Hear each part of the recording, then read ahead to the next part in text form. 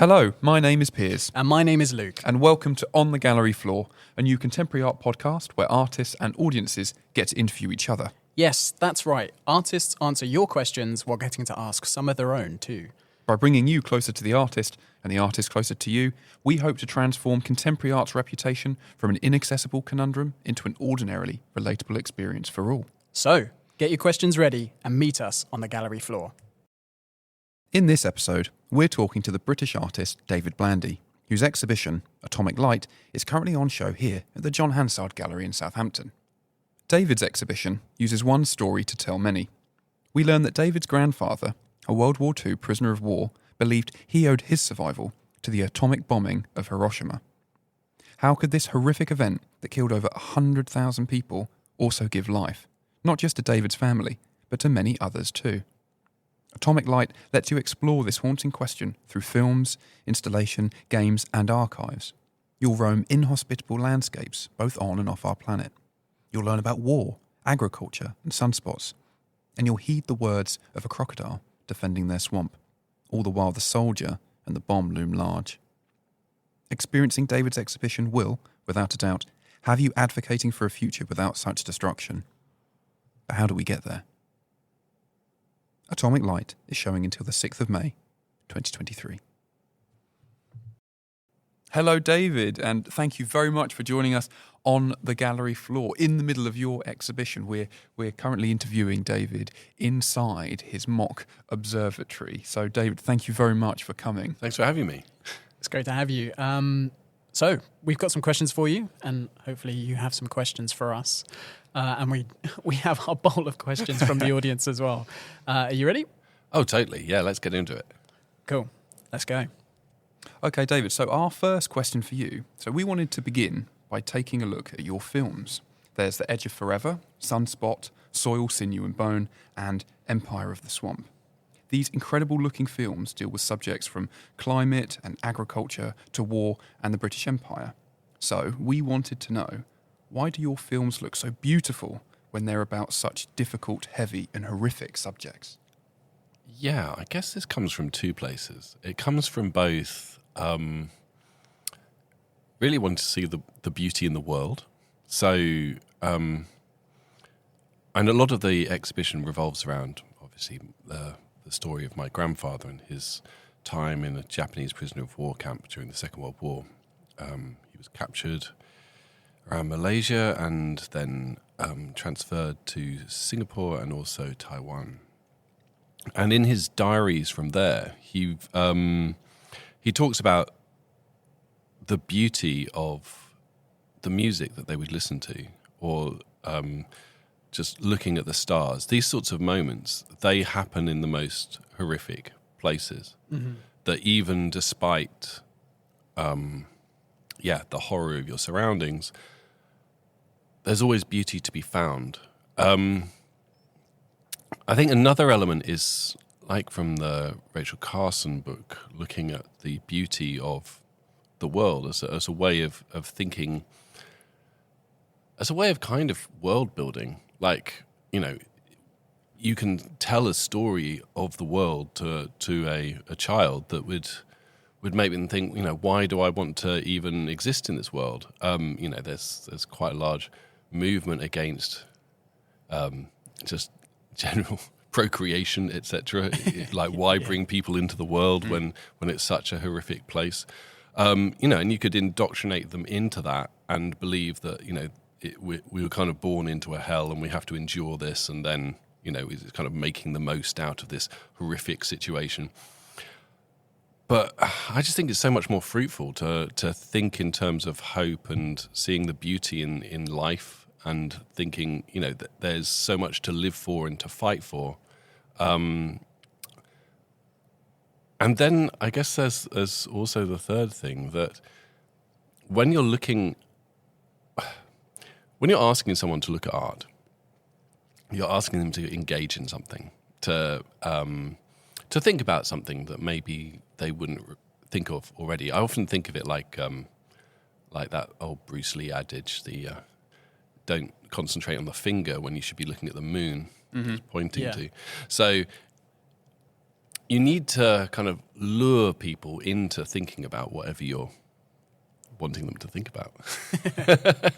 And you don't want to make it like kind of, I don't know, like a big scary thing. I guess it's also like that Aesop's fable thing of like, does the sun win or the wind win to get the man to take off his coat?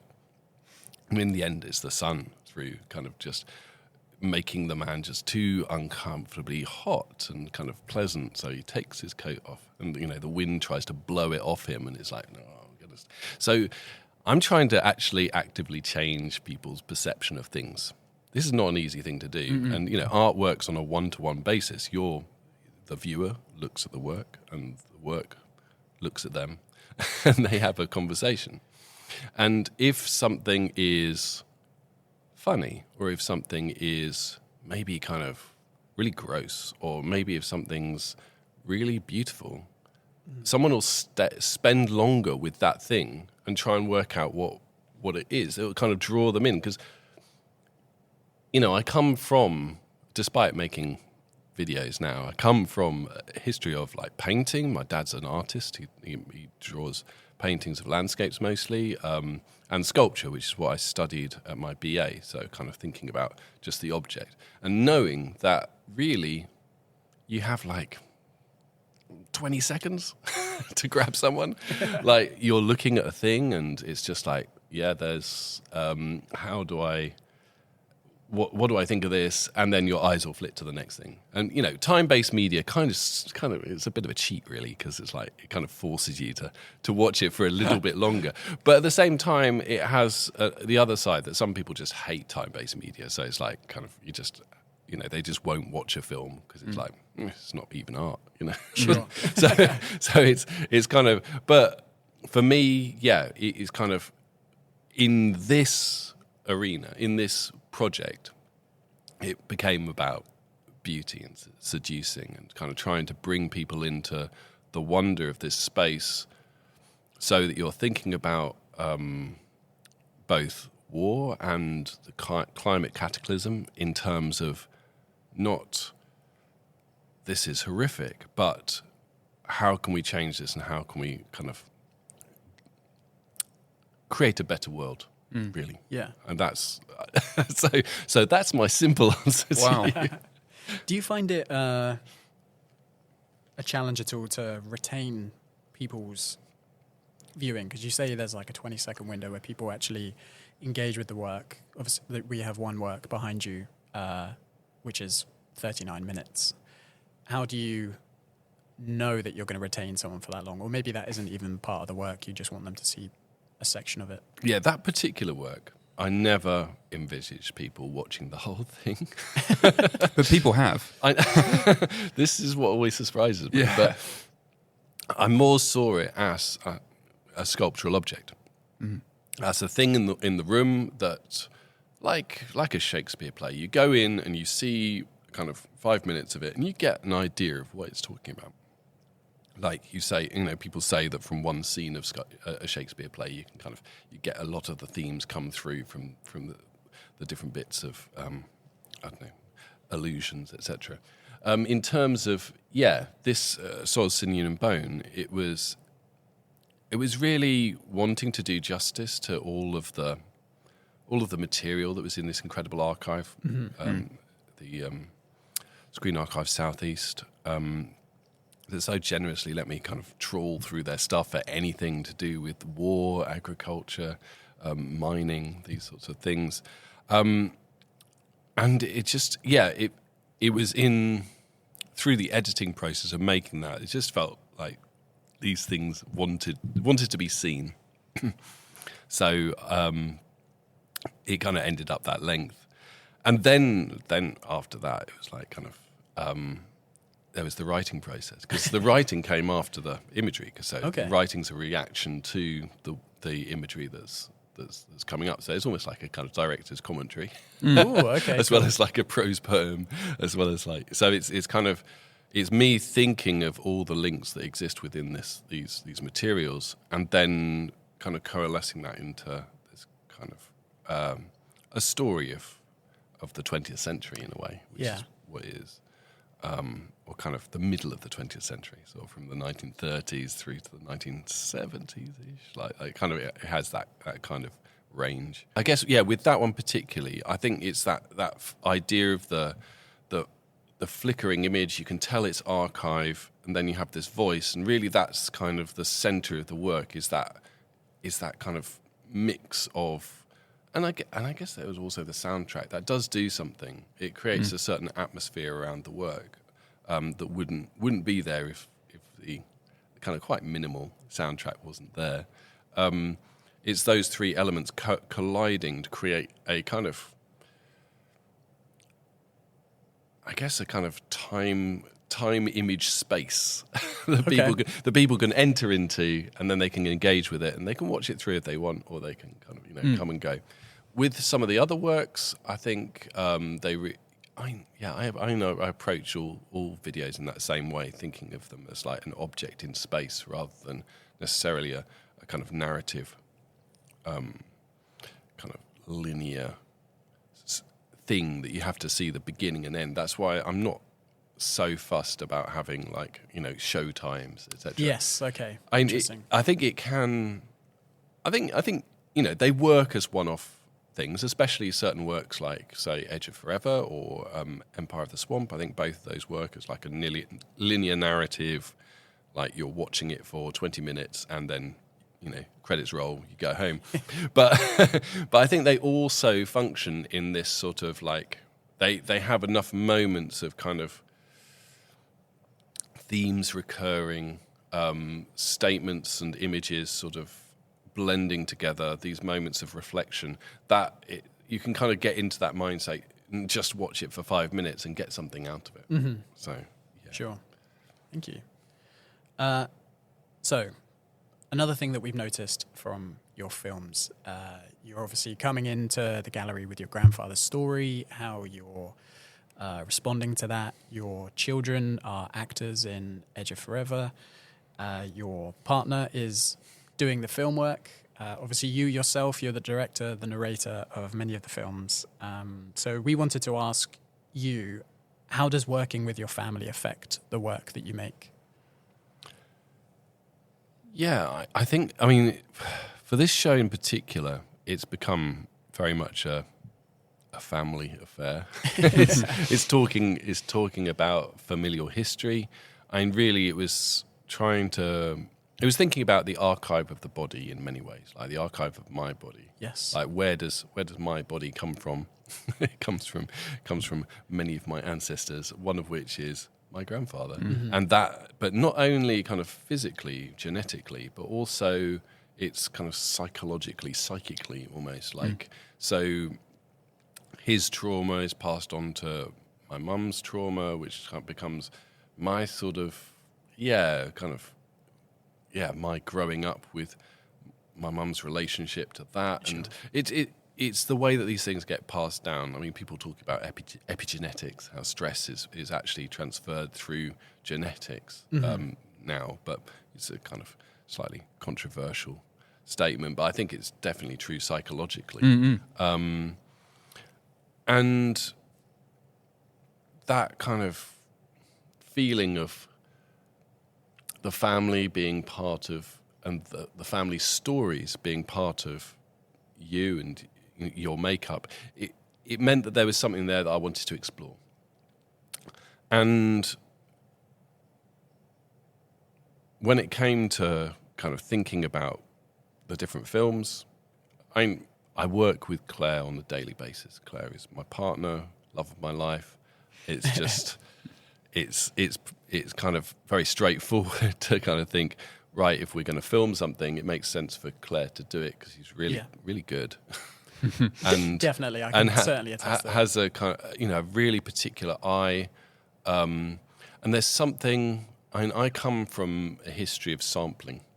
So when I was growing up, I was in a band for many years, and ended up as like the band's producer. I started as bassist, keyboardist, and then like kind of moved into making beats and kind of thinking about kind of hip hop sampling and moving things around and repurposing things.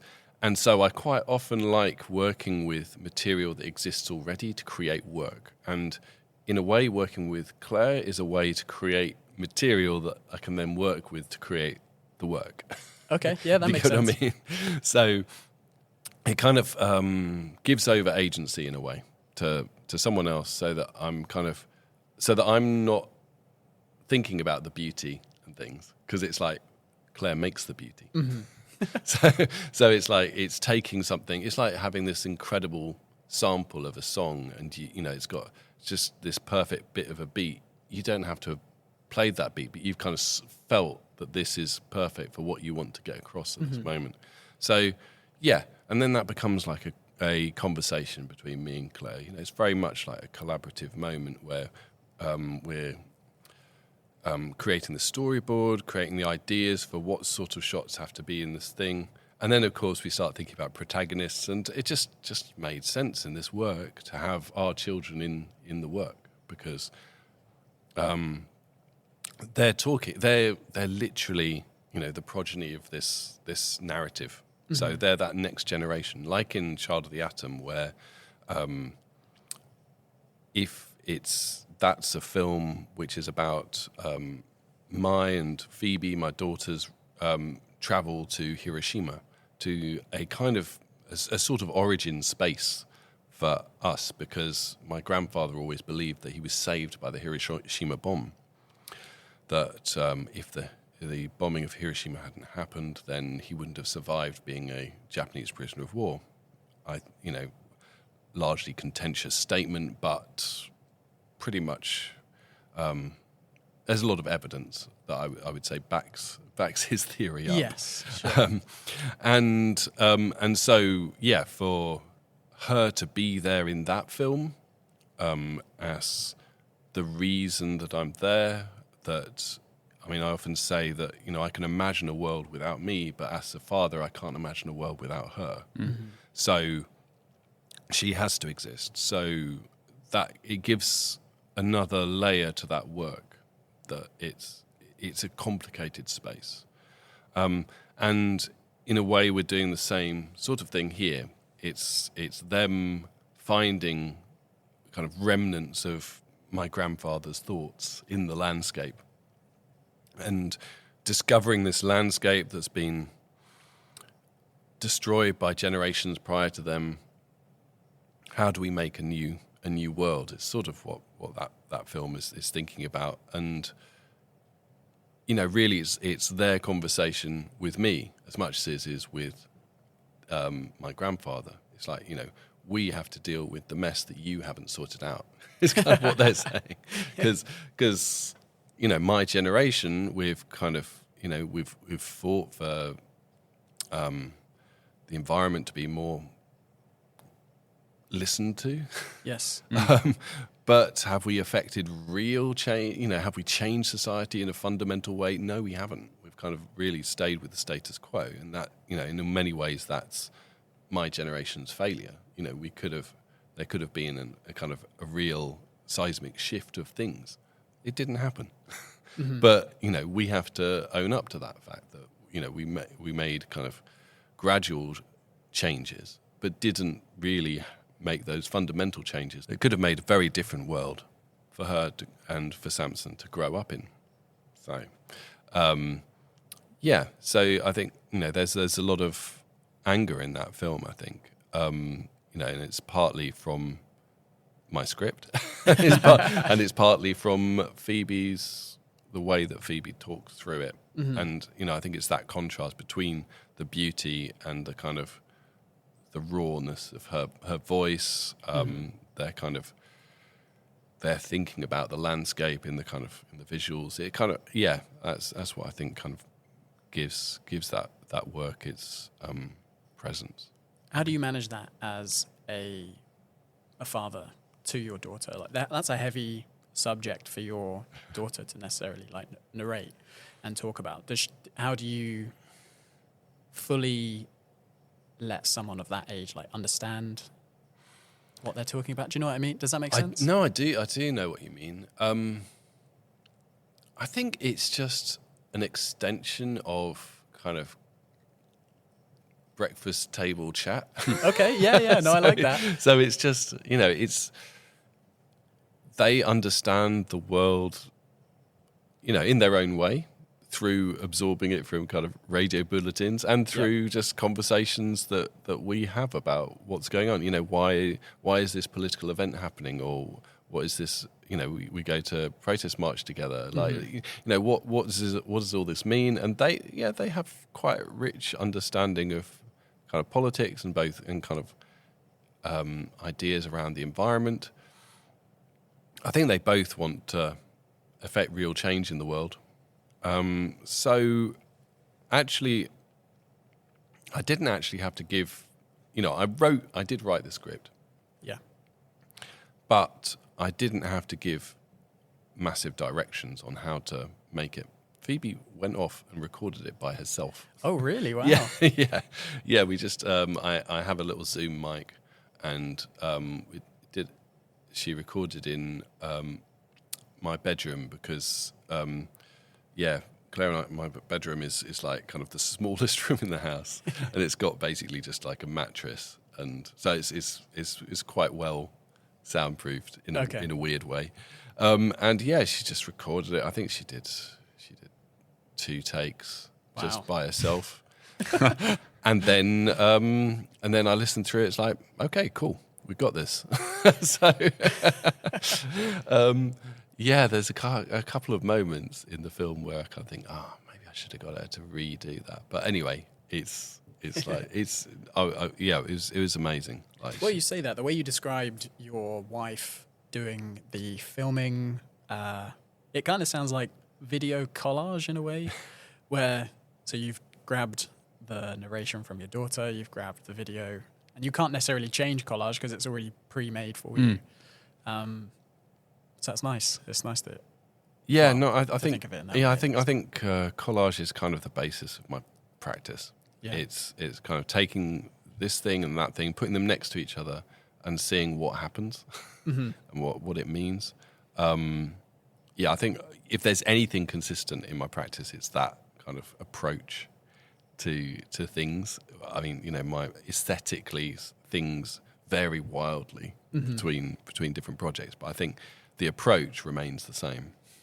Yeah, awesome. Thank you. Although your children aren't here today to answer, how do they find having a dad that is an artist and being involved in what I see is like, it's almost like a family outing, but ends up becoming this incredible artwork? How do they find it? I think they enjoy it. There was a period when Phoebe was like 6 or 7 where she really liked watching Child of the Atom because it was her when she was really young. It was that kind of weird family album kind of aspect to it. Now I think they enjoy it. They don't cringe at seeing themselves like ridiculously huge in a gallery. And they don't protest too much about coming to openings and things like that. I mean, they go to lots of galleries in kind of, just to see other people's work, not my work. So it's just part of it's part of their life experience. They just, it's it's part of life is art, I guess. They're surprised sometimes. They do Google me sometimes, like, "Oh, Dad, you've got your own Wikipedia entry." It's like, oh God. Do they update it? I wish they would. It's it's a really weird thing, like Wikipedia entry, because it's you can't do anything about it because it's like it all has to be. It's like verified information. Exactly, it's all verified by external stuff. So you're not a source on your own life. But it's me. I did this. Which is so different from you reading your grandfather's memoirs, which is more subjective. You've not looked at a Wikipedia of your granddad. This is something written by him. So, maybe there should be an alternative Wikipedia page that we will get to write about ourselves. Primary source and then Yeah, I wonder how that would go down. Thank you, David. No problem. David, we've got one last question for you, but it does come in two parts. We know that you work with a variety of media as an artist, so... For me, I would like to know what or how do video games influence your work? And I would like to know what literature, theory, philosophy, anything like that influences your work. Wow. Okay. Well, Big questions. I'm going to start with video games. Yeah. 'Cause in a way, video games came first into my life. Okay, interesting. So, yeah, I got obsessed with video games from probably about the age of 6 or something. Join the club. Like, so... What was the first one? Go on. the very first one. What got you hooked? Oh, God. I mean, my dad got an Amstrad 6128 with built-in disk drive. Which is not a great gaming machine, it has to be said. Can't say I've ever heard of that one. Yeah, it's a real, like, yeah, it's kind of the same era and ilk as like the BBC Micro. So it's like, it's a home computer made by Alan Sugar, who ran Amstrad. I don't think he made my particular computer, but yeah. It's signed by Alan Sugar on the inside. But, the games I remember on it are kind of emblematic of that era, like Manic Miner, Jet Set Willy, Horace Goes Skiing, kind of, and then some kind of weird ones like this one called Duel, which was all about you and your brother who are trying to concoct a certain potion, and you'd have to run around the landscape and try and find certain ingredients to kind of put together. It was ridiculously hard. Like, there's no chance you'd ever beat your brother. You'd see him scooting around occasionally, like kind of through these pixelated screens, going far faster than you ever could, and you just kind of, this is ridiculous. But it was fun nonetheless. But really, I guess that was, and then games like Elite, which I didn't have. My friends had that. They had it on the Atari ST. I don't know if you know Elite. It's a space trading game. So interesting. You have your ship, and you're going between different space stations in different systems, and trying to dock was almost impossible because the space station was rotating, and you had to match the rotation as you flew in. So you kind of It's like Interstellar. go forward and rotate at the same time. So often you'd have this amazing cargo. You'd manage to do the Kessel Run in 5 parsecs or whatever, like and manage to fight off the pirates who attacked your ship. And then you get to the space station and you crash, and that's like, brilliant. Start again. What a way to end.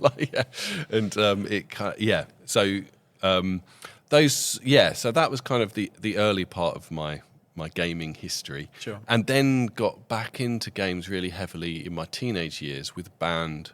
Got a Sega Mega Drive, Street Fighter. Got heavily into fighting games. That's something that stayed constant for years and years. I was playing, Street Fighter 2, then like games like Tekken 2, like in the end ended up making a piece of work about Tekken 2. Oh, cool. Where I took the background out of Yoshimitsu's stage in Tekken 2. It's just like a forest, and projected that onto the gallery wall. So it's like you're kind of inside this sublime forest, but it's from a video game. It's a kind of an arena of combat. And then you started battling visitors that come in. Yeah, that's right. And then I ended up, after my degree, I ended up working in a computer game shop for a couple of years. So I became and that's really where I got into the culture of video games, not just like playing it on my own or with my friends, but kind of the larger, wider community, and thinking about what a kind of community around games means. And it was kind of around that time that I started getting into kind of more things like Japanese role-playing games like Final Fantasy VII, Metal Gear Solid, which is not a Japanese role-playing game, but it's like kind of adventure games, Xenogears, and then started investigating stuff that I'd missed because I never really had a Super Nintendo. And in fact, I wouldn't have got these games anyway because they came out in America, like Final Fantasy III, which is actually Final Fantasy VI in the series, Chrono Trigger, these sorts of Squaresoft games, which just blew my mind right off. Actually, it was, amazing. Like it really started making me really think about ideas of narrative, subjectivity inside the game space, which in a way brings me to philosophy, which is I started at college thinking about. My mum's a psychotherapist, and I was always being quite interested in psychotherapeutic theory, reading Freud, and then I got into Lacan and think kind of who followed on from Freud's thoughts on the unconscious, and how these drives make you think about things or do things. The death drive, desire. Like, what is it that drives you to complete a video game? like why do you want to see the final boss or like defeat the final boss? And you kind of you're thinking about Oedipal complexes and things. But after doing a kind of Freudian dissection of what was it which game was that I looked at? But anyway, the one that I really remember writing was a Lacanian analysis of Super Mario 64. Wow, I would like to see that. That sounds interesting. How does something like that happen? Well, I was thinking about the symbolic, imaginary, and real, and started thinking about the real of how that kind of mapped onto ideas of the self, viewing the self, the objet petit a, which is the Mario on the screen, becomes like this part of you that's in the world that you can manipulate with your controller. It has this kind of illusion of complete mastery over, so you can kind of make him slide this way and that way and that way. But then, then there's the limits, which is that there is no button for, I don't know, pick your nose or something. It's like that just doesn't exist. You only are able to interact with the game within the limits of what is allowed, which is sort of like the symbolic, really. It's like this kind of, the overriding law of the thing.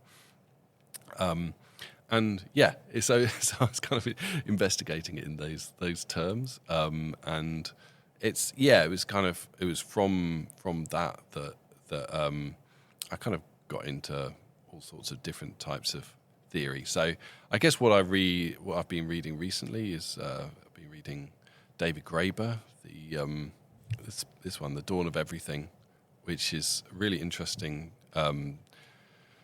dissection of the history of society, and how it's often supposed that the kind of early prehistoric societies would have been, I don't know, nomadic, would have been maybe egalitarian, or would have been just dog eat dog, just really kind of vicious, and that in fact, we're dealing with such vast amounts of history and so much variation that it's kind of absurd to think that there was just one type of society back then, and that it's much more likely that every form of society has existed and has thrived at some point in history, and that we're just one little example of that. We're just a kind of a moment within this whole great span of human existence, which goes back, thousands of years. David, are you familiar with the game Rust?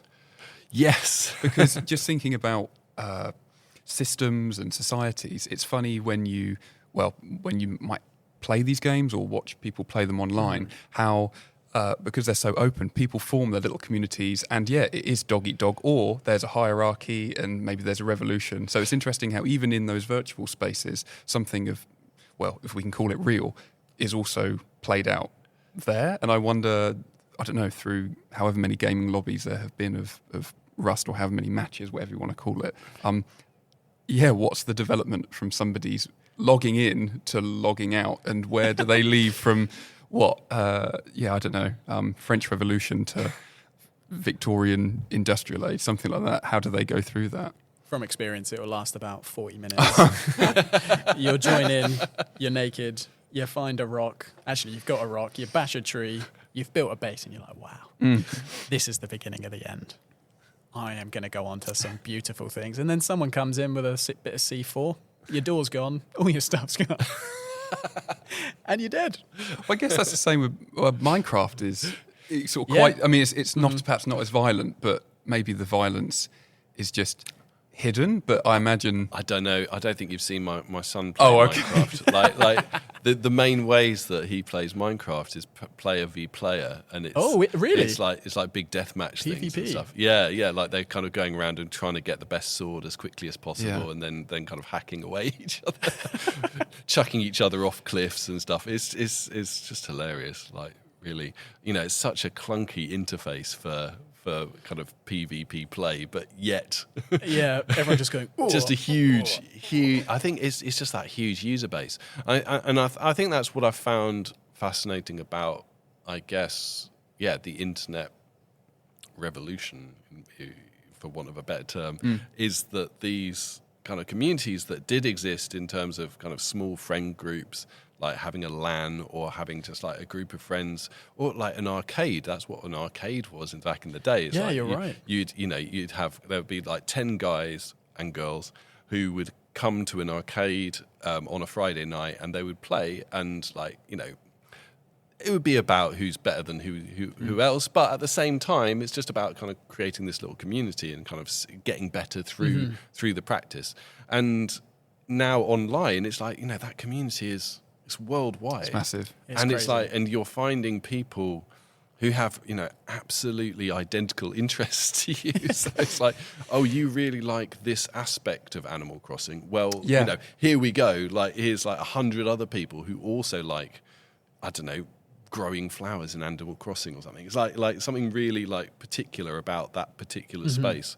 And that's amazing to me. I mean, I did a particular a piece a few years ago called "The End of the World," which was looking at the end of an online community. Asheron's Call. It was an online game that existed for I think 15 years before the server got shut down. But once the server goes in a multi-online environment, the game's over. Like there's no game to play. So there's this guy, and everyone knew that the server was shutting down, so they all met in the town square for one kind of final moment of kind of being together. And they're all together, kind of doing their special moves and stuff, as they all start to kind of blink out into nothingness, and then it's kind of you see the environment, and then server closed. Yeah, you'd get that notification, server offline. Yeah, exactly. Oh my god!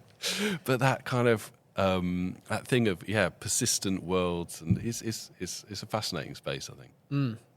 I've seen things online where people make videos about their characters being left within the game when they're away. So what do your characters get up to when you're not playing Animal Crossing or you're not playing Dark Souls or something, because they like are Toy just Story. Very much so. So it's interesting to hear. Yeah, suddenly these worlds disappear and you can't get back to them anymore. And they really were. It's not like a book where maybe you can open it up again. Even though it's digital, it's permanently, unless of course people then dig it back up and they archive it and they try and put the servers back up again. Yeah. So I guess there's a couple of games that do that now, I think. Well, RuneScape. RuneScape would be Old school RuneScape. Yeah, thinking about that. World of Warcraft Classic. That's they have such a fan base for the original that even though it's evolved into something new, RuneScape is the one that I know best of. And then they found a file or a version of the game that was from 2007, and they re-released the game from 2007, and now it's sort of like stuck in this. It's almost like a moment of time, a bubble that the game is now living in, but it's stuck in 2007. Which you can only do with video games. Which is what makes me, just to come back to Dave's point about flowers as well, to link these up together with Animal Crossing, I find it quite interesting how, like you'd said, people enjoy various things within video games, and what people go extra lengths to perhaps enjoy. So you've got this little time bubble.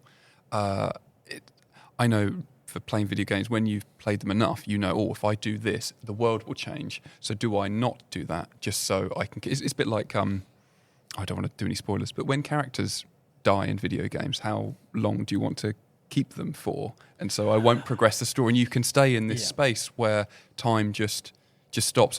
For me, it's like Red Dead Redemption, if anybody's played that. Some incredible characters, and it's trying to think how can I keep these people that I love so much, which of course we can't do in real life, unfortunately. Have you got a favourite video game character, David? Oh yeah, go on.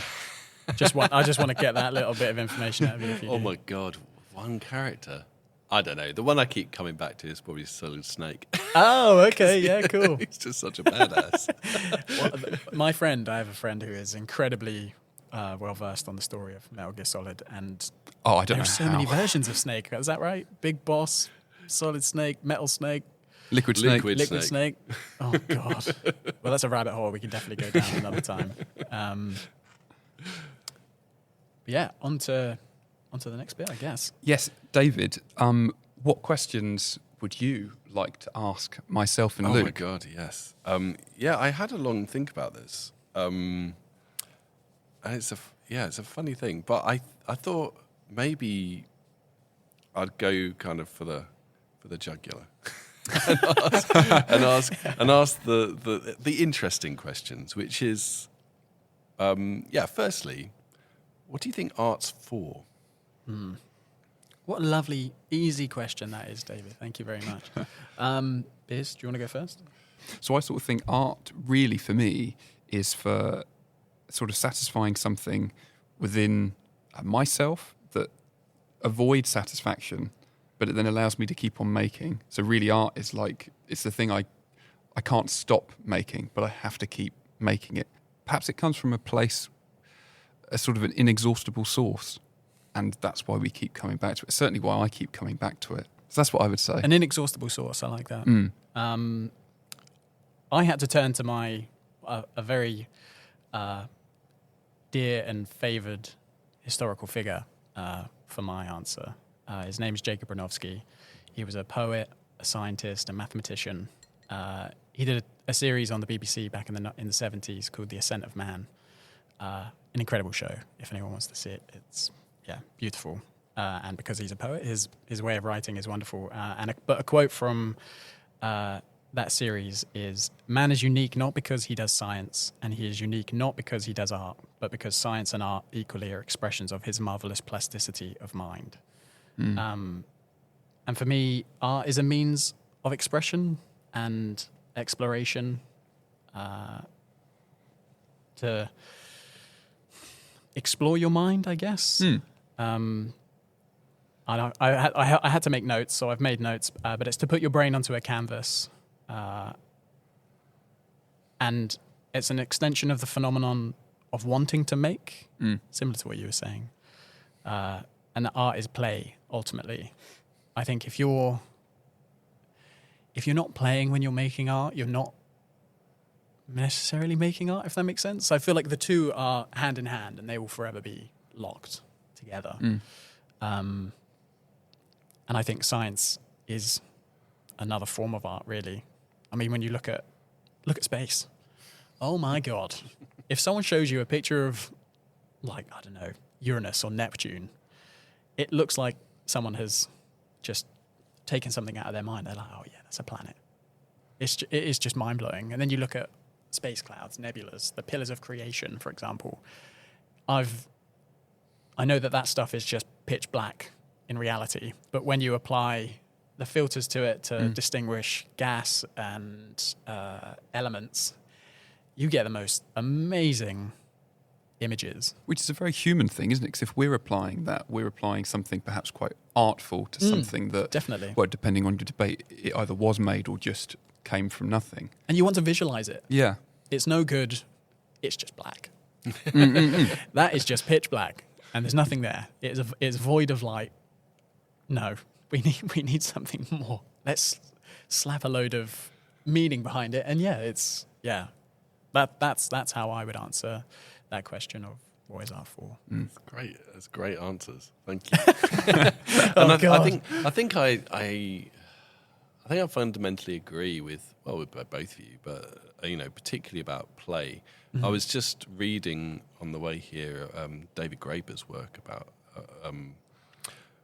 and he says that play is the ultimate expression of freedom for its own sake. And I think, a lot of art is that. It's, yes, we make art to communicate, but we also just make art to see what happens, to see something new that you haven't seen before. That's often my kind of impetus going into something. That's why a lot of my work looks really different. It's because I'm trying new things. I want to see something I haven't seen before. And, how best to do that, but bring it into the world yourself. So yeah, it's a kind of play. Yeah. But yeah, I did have one more question, which was, what can art do? I mean, how do you want to tackle this, Piers? I'll tell you what, I'll do the easy bit and I'll let you do the hard bit.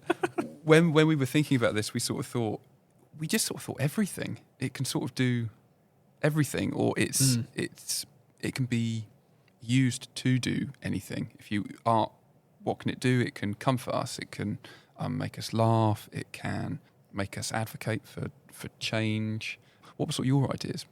My main thing was that art can shapeshift. Obviously, there are many, many, many different forms of art that you can make. But for us, when we were discussing it, we were thinking of what can art do, and then inevitably we just get onto what art is. And it's hard to split those two things apart. What is it, but what does it do specifically? And that's when we did end on art can do everything. It is just this, because it's, I don't know, it's not an entity. Or maybe it is. Maybe it is an entity. It can do anything. You apply it to what you're making, because I'm a photographer. I make an image. What's to say that is? Then I'm doing it again. I'm making it what it is, not what it does. And I think that's what makes the question so difficult. But I guess you could also come to that question as, what does it do to you? So when you meet a piece of art, whatever that may be, what does it do to you? I mean, what has your exhibition done to us? It's made us want to talk to you about it. What do you think art can do, David? Let's see if you can say anything that can help us. I'm going to go for your jugular now. I think art has enormous potential to really affect change, but only really on an individual basis. Because I make work that's overtly political, really. Maybe it's a small p. Trying to point at things that actually are problematic in the world, and does this make any difference? It's sort of part of what I was thinking about. Like, does it actually do anything? Is it active rather than just passive? Does it affect change as much as it wants to? And I guess my answer to that is that it can, but it's like the light bulb. It really has to want to change. How many psychotherapists does it take to change a light bulb? Only one, but it's got to really want to change. It's sort of like, I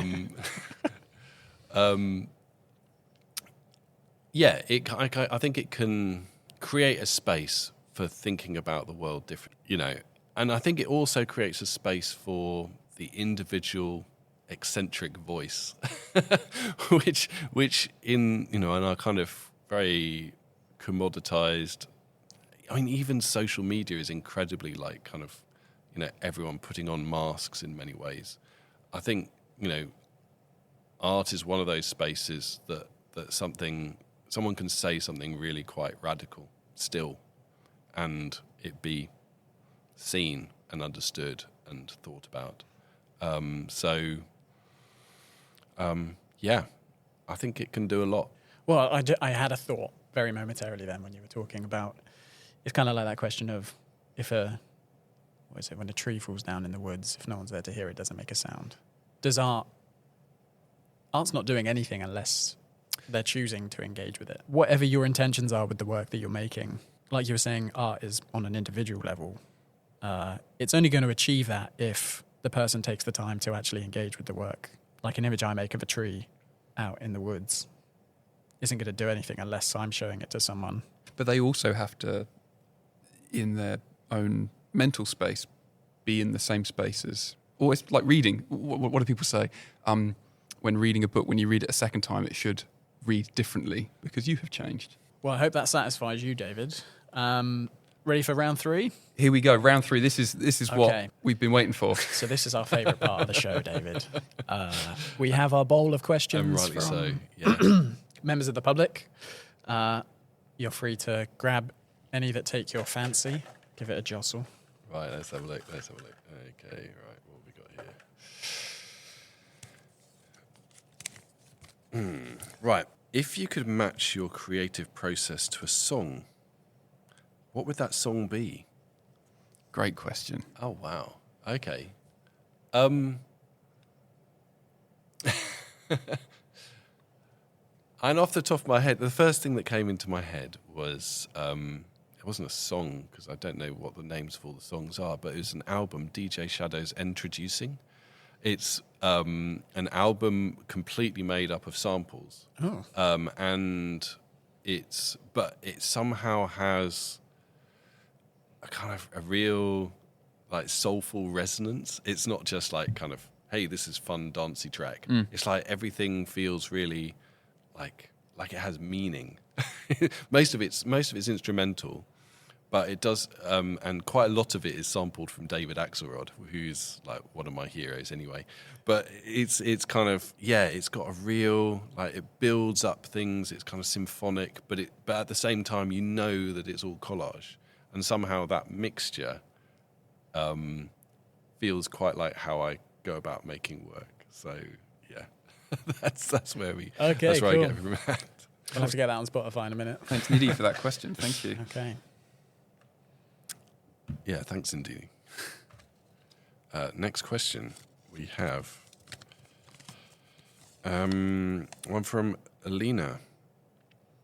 Which agricultural model do you find more promising for the future?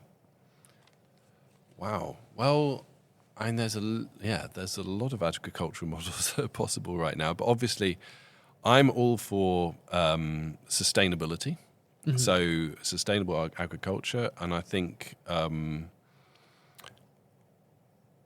there's a lot of naysaying about kind of full organic production, but I think we have the ideas, we have the space, we have the possibilities for it actually being possible. And then I don't see why you can't combine these things with, the kind of innovations in sort of vertical agriculture that have been thought of recently, where things are grown in kind of large, they're not really farms, they're kind of more like kind of buildings full of hydronics and etc. And it's a way of producing food, and kind of combining all of these possibilities, I think is a way forward. Mm-hmm. So that would be my answer. Cool. Thank you. Apologies to all agronomists out there. But yeah. Okay. Next question from Bobby. In Soul, Sinew and Bone, why did you choose the idea of mirroring in your work? So in Soul, Sinew and Bone, it takes the archive footage from Screen Archive Southeast, and then rather than just showing it once, it shows it twice mirrored. So you kind of see the mirror image in it. And really that came through the editing process. Claire and I were editing it together and looking at it and thinking about how the image was working. We slowed it down to half speed. It kind of gives it a slight judderiness, but it also means that a lot of the glances, etc., become more obvious. But I was very aware of it being kind of feeling very boxed in, kind of so used to kind of 16:9 images, larger, widescreen things, and sort of thought, how can we kind of build out? We don't want to crop deep into the image. Could we maybe reflect it and just tried it out as an act of play, really. Let's try mirroring it and see what happens. And what it does is it kind of makes the landscapes much wider. It kind of it opens the space out, and then it also really highlights those moments where, say, certain people look straight into the camera, or it makes everything feel much more emblematic, iconic, almost like it gives more significance and weight to everything instantly through this simple act of mirroring, and it makes it more kind of immersive in a weird way, because you're kind of dragged into the center where the reflection line is. Yeah. So yeah, once we tried it, it just made so much sense, and there's so many ideas of reflection in not just that work, but also in the show as a whole, where ideas are reflecting each other. You see kind of certain motifs, the